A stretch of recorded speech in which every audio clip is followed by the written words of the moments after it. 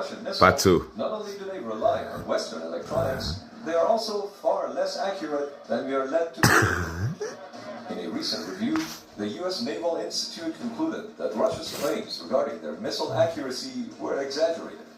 Russians advertised an accuracy of a few meters, but the reality was more like 30 to 50 meters. In addition, Western intelligence suggests that Russian missiles suffered up to 60% failure rate during the early days of the Ukraine war, which makes Russian missiles sound like Russian missiles have refused to fly to foreign territories and just wanted to come back home. To be fair, Ukrainian missiles sometimes also appear to go off course, as happened on November 15th when they ended up in Poland, killing 2 civilians.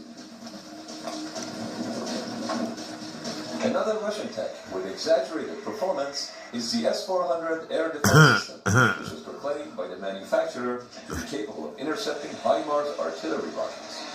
But as you can see, that is clearly not the case. To be fair, the S-400 is still among the most capable air defense systems in the world today, but is clearly not as capable as it's often perceived to be.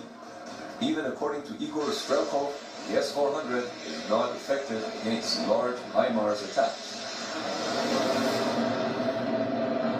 Let's switch gears to Ukrainian forces for a minute. No one imagined that Ukrainian forces could stand against an invasion from Russia, similar to what happened with Crimea in 2014.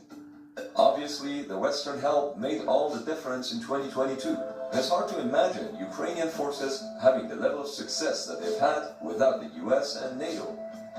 But even without all the external help, there is a key difference between Ukrainian soldiers and Russian troops. Ukrainians know what they are fighting for, and the same cannot be said for Russians. The Russian military is currently in the same state as the Ukrainian forces were back in 2014. Let me explain. Even though the Russian annual military budget is about 1/10 that of the US military, Russia still spent over $1 trillion over the past 15 years. $1 trillion is a lot of money, but where did that money go? A big chunk of the money went to the Russian Navy. Russia built 2 Admiral Gorshkov-class frigates, each costing $450 million.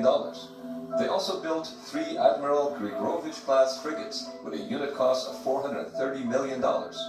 Russia additionally paid $250 million for each of its 7 brand-new corvettes, plus another $160 million for each of its 2 brand-new landing